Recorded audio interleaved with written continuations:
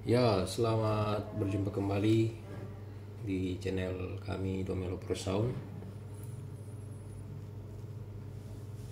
Selamat berbuka puasa bagi rekan-rekan yang sedang menunaikan ibadah puasa. Selamat menunaikan ibadah puasa buat yang teman-teman yang muslim. Semoga dilancarkan sampai hari raya nanti ya. Jadi di channel sebelumnya, di video sebelumnya kan saya sudah pernah menyampaikan masalah crossover ya. Jadi di sini saya punya crossover pasif two-way ya. Ini two-way. Mereknya adalah Sound Voice. Ini banyak dijual di online ya. Sudah lama sekali saya beli. Ini bahannya ternyata pakai yang pertinak ya, atau FR2. Jadi kemarin saya coba ini kan temannya nih, ini saya coba bakar nih, ada bekasnya terbakar ya. Jadi memang kalau FR2 itu udah terbakar ya, beda dengan yang fiber atau FR4. Nah, ini jadi di sini dia pakai dua induktor, L1 untuk low atau L2 untuk low, L1 nya untuk high ya. Kayak skema saya kan ini, L1 nya untuk high, L2 untuk low. Nah, kemudian dia pakai dua resistor.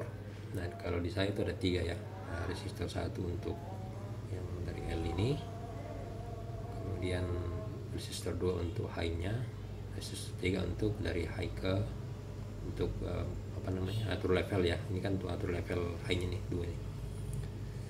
Kemudian kapasitor dia pakai 4, cuman di sini dia nggak pakai kapasitor yang untuk low ya. Jadi dari inputnya langsung ke induktor 1 atau induktor 2 yang besarnya langsung ke output. Oke, nah kita di sini tambahkan kapasitor untuk filter ya, supaya low-nya makin halus. Kemudian jadi ini software saya gambar sendiri ya. Ini kemarin ada teman yang share ilmunya Makassar. Situ selanjutnya ya otodidak lah ya. Jadi ini kan gambar sentani tanpa atas, tanpa bawahnya gini ya. Ini belum mirror. Kalau di mirror nanti bisa dibalik gitu kan, diputar. Oke.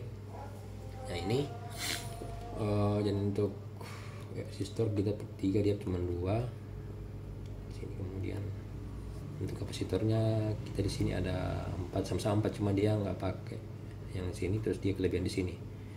Kalau sini cuma pakai 3, jadi C1 sebelum masuk ke induktor, C2 setelah induktor. Nah ini sebelum resistor ya. Dan C3 ini dari output high ke groundnya kadang perlu tambahan kapasitor di sini. Nah ini di sini saya sudah siapkan ininya ini untuk bypass ya. Kalau misalnya ini nggak dipakai nih, nanti tinggal ditambahkan jumper aja di sini kan, jumpernya pendek aja. Nah ini juga sama. Nah ini sebenarnya harus ada jumperan lagi di sini, tapi ini bisa nanti pakai kawat yang besar di sini ke sini kalau nggak dipakai ya. Kalau sini kan dia nggak pakai resistor ini. Jadi memang ada speaker yang nggak perlu, ini kan perlu tapi kecil, jadi nggak usah dengan sekalian bypass saja. Nah di sini sudah jadi PCB-nya ya. Ini saya gambar sendiri, pesan ke Jawa. Jadi ini print di Jawa. Ada teman di Jabodetabek ke sana yang jualan PCB. Nah ini kemarin saya pesan 20. Ada juga sih, banyak sih ada yang jualan, ada yang minimal 50 belinya, atau minimal 100 gitu ada. Nah ini tampak belakangnya, ini kan belum ke mirror ya, jadi harus di mirror dulu. Ini mirror. Nah ini kan seperti ini ya, ini kelihatan ya. Nah ini sudah mirror seperti ini ya, sama. Jadi dari inputnya nih nanti masuk ke jalur low-nya, ini groundingnya atau groundnya. Ini low-nya ke sini, low-nya di sini, kemudian ini high-nya ke sini ya. Mirror kita tanpa atasnya, ini kita mirror lagi. Oke. Nah ini ada labelnya ya, ada Domelo Pro Sound. Teman-teman juga bisa taruh label sendiri kalau mau pesannya, pakai nama soundnya sendiri atau nama tokonya gitu ya, bisa. Memang kalau pesan begini ya bisa satuan kawan, nggak bisa cuma 2 atau 4, nggak bisa, harus minimal ada berapa gitu ya. Nah, kalau dari segi ukuran ini lebih tipis ya, enggak apa, bukan lebih tipis, ya lebih sempit ya. Kalau ini kan lebar nih, tapi lebih panjang dia, nah kan lebih panjang ke sana 1 cm. Kalau ini, nah ini saya kecilin untuk supaya ini mepet dirapatkan komponennya ya, jangan terlalu banyak ruang yang terbuka. Dan yang kedua adalah untuk kosnya lebih murah. Kalau yang kelewat-lewat pasti lebih mahal ya. Jadi yang jelas ini terjangkau. Ini saya yang desain sendiri, anunya lubangnya di mana, dan ini untuk ikat-ikatnya kan, ikat koilnya nanti ada sudah disiapkan. Bautnya juga ada 4 ya, untuk baut ke box speaker. Nah, teman-teman kalau mau beli tersedia ya, ada di Makassar sekarang ada 20, tapi sudah ada yang pesan cuma 1. 19 tuh saya kamu pakai 2, jadi tinggal 17 yang siap sekarang. Ayo buruan kalau mau yang, jadi ini bahannya fiber ya. Nah, ini sudah fiber, beda dengan yang ini. Kalau ini kan masih FR2 ya, suaranya beda. Ini udah terbakar, ini sudah fiber kencang. Oke, kemudian jadi ini kemarin saya punya ide ya untuk beli lumayan banyak gitu, stok lah, untuk stok, karena selain saya pakai sendiri juga harapannya sih teman-teman yang di bagian timur Indonesia, bagian tengah ke timur itu bisa mendapatkan dengan mudah yang universal ya, tapi nanti komponennya teman-teman sendiri yang menentukan sesuai dengan speakernya.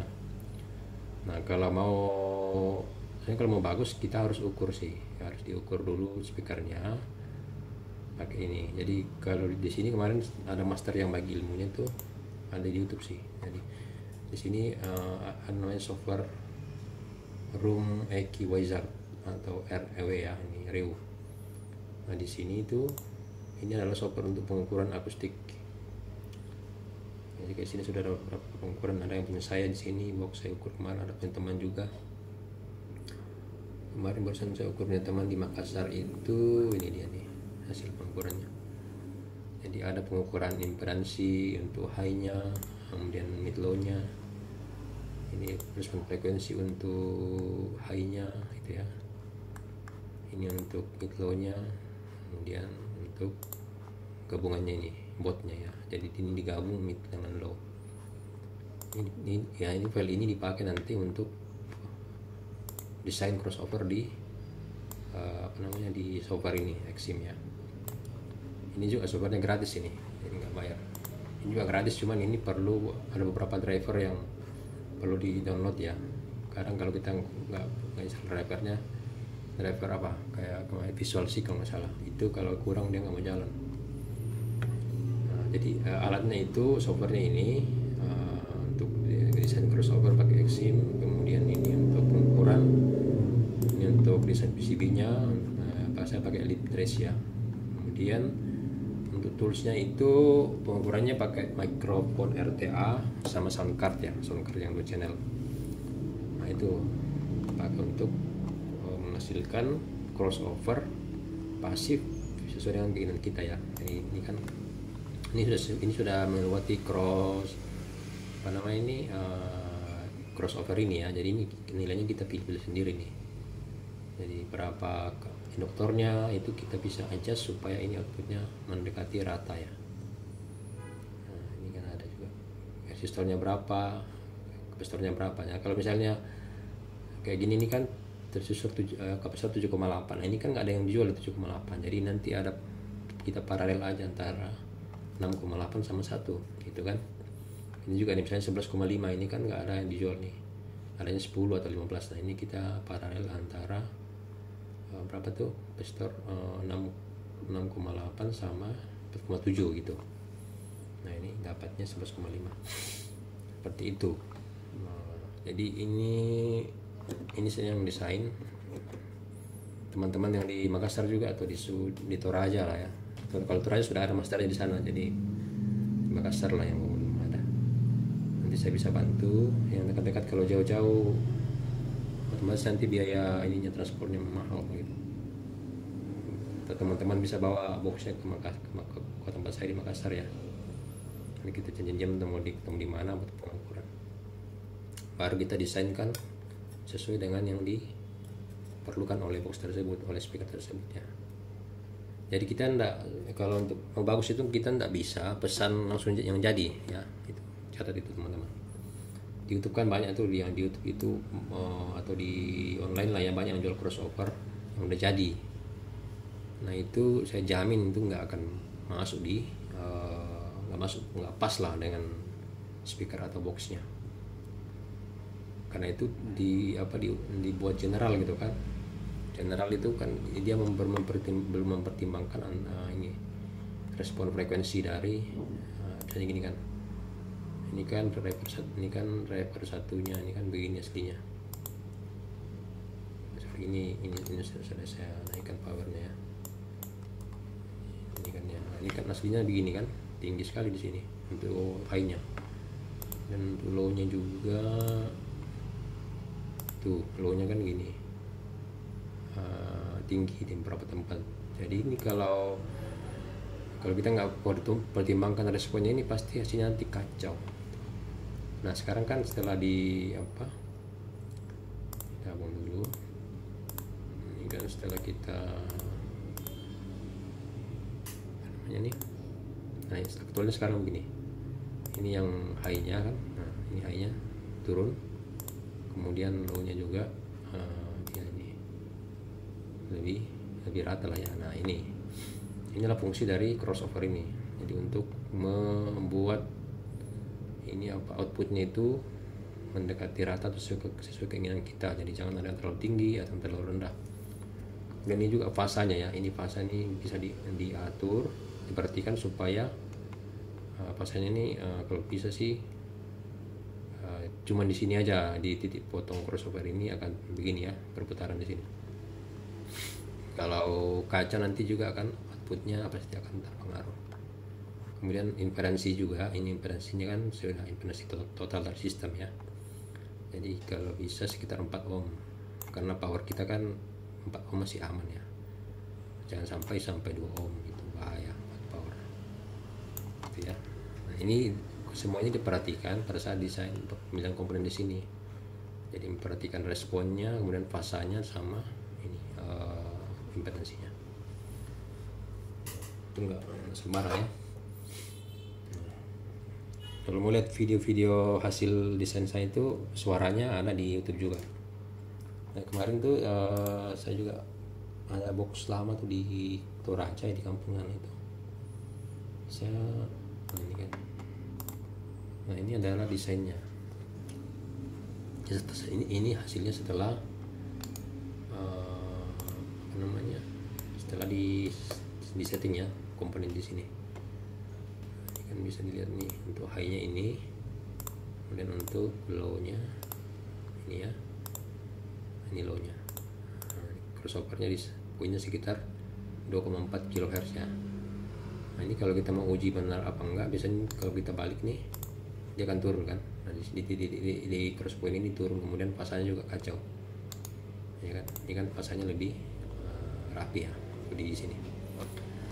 Kemudian kan misalnya ini speakernya kita kasih power total anggaplah 600 ya, 600 itu berarti ini 300, yang low-nya 200 atau 500. Coba ya, kita ambil yang maksimum lah ya, 800 watt. Tapi jarang sih 800, itu paling 400 ya, RMS ya. Coba ini kan RMS ya. Nah ini kan naik SPL-nya ya, powernya, outputnya naik.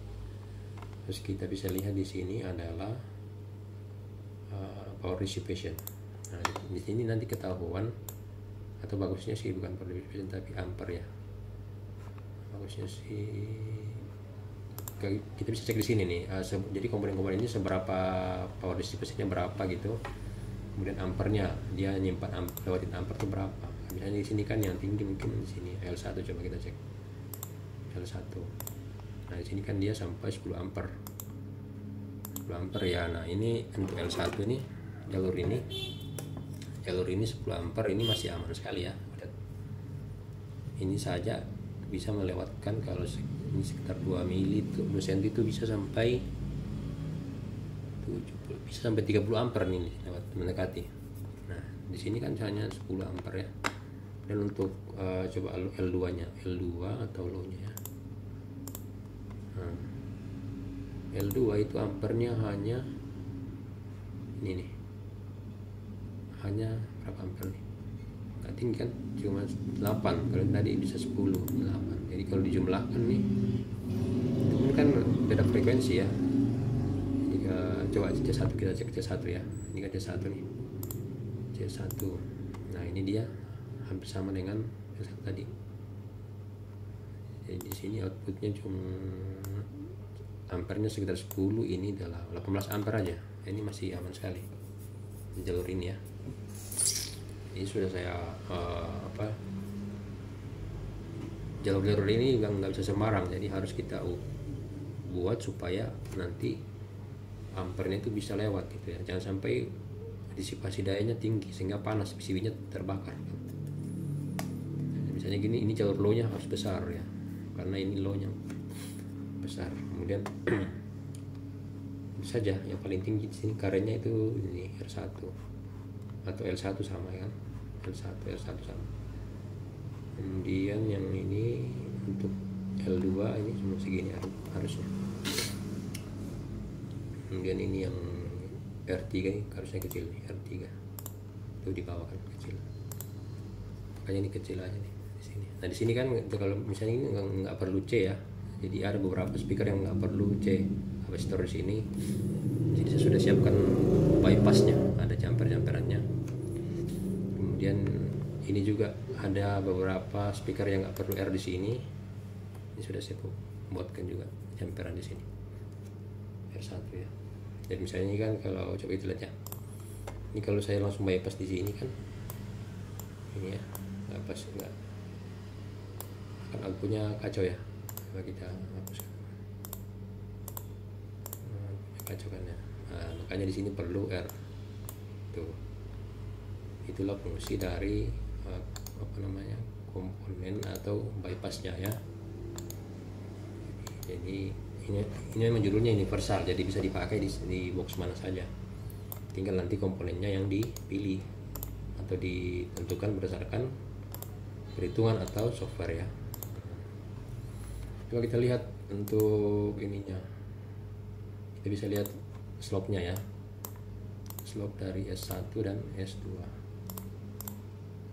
Kemarin ada teman yang tanya di Facebook, itu slope-nya berapa dB per oktav. Nah ini ada untuk ini, untuk yang low-nya ini kan 2 kilo ya, 2 kilo dia di 0,43, berarti kita harus cari yang 4 dB. Nah ini 4 dB sekitar 15, berarti ini slope-nya sekarang sekitar 16 dB atau 15 sampai 16 dB per oktav ya, lumayan kan. Kalau yang untuk ininya, yang untuk high-nya itu di sini 10,71 di 3,19, berarti 1,5 nya kita cari. Nah ini kan dia 20 minus 28, 3, berarti ini tinggi nih, dari 11 minus 28 berarti berapa itu, sekitar 17 dB per oktav, mendekati 18 ya. Nah ini slope-nya ini sangat ditentukan sama ini komponen di sini. Jadi order berapa, ini kan order 1 ya, ini order 1 yang low-nya. Kemudian yang high-nya itu order 2. Ini order 1 hanya satu dari input langsung ke L, ini kan input kan langsung ke L. Nah itu namanya order 1. Di sini ada kapasitor tapi hanya untuk memperhalus ya. Kemudian kalau sini ada 2 C ya, 2 kapasitor nih, makanya disebut order 2 ya. Jadi dua step filter untuk high-nya. Mengapa 2 step ya, karena di high ini kan bandwidthnya lebar ya, jadi ini sini ke sana kan bandwidthnya lebar, mulai dari 1 kHz sampai 10 kHz itu mid high kan. Nah, jadi di sini perlu lebih banyak filter supaya ini kan di area ini bisa diletakkan. Kalau di low-nya ini cukup satu aja, begitu kira-kira ya. Oke, saya kira cukup untuk penjelasan dari saya. Mungkin teman-teman sudah banyak yang mengerti juga. Saya hanya menjelaskan bagaimana saya bisa membuat PCB crossover, dari yang crossover yang lama yang beli jadi nggak tahu kebutuhannya bagaimana, terus kita berusaha untuk membuat custom sesuai kebutuhan box kita ya, dengan bantuan software ini saya pakai yang Litres, mungkin ada banyak software desainnya, ini sebagian besar yang gampang, dan ini untuk desainernya pakai 2. Oke, saya kira cukup dari saya, semoga bisa dimengerti dan bermanfaat buat teman-teman semua, buat kawan-kawan yang punya hobi atau punya profesi di bidang sound system audio profesional ya. Oke, salam sehat, salam audio profesional Indonesia.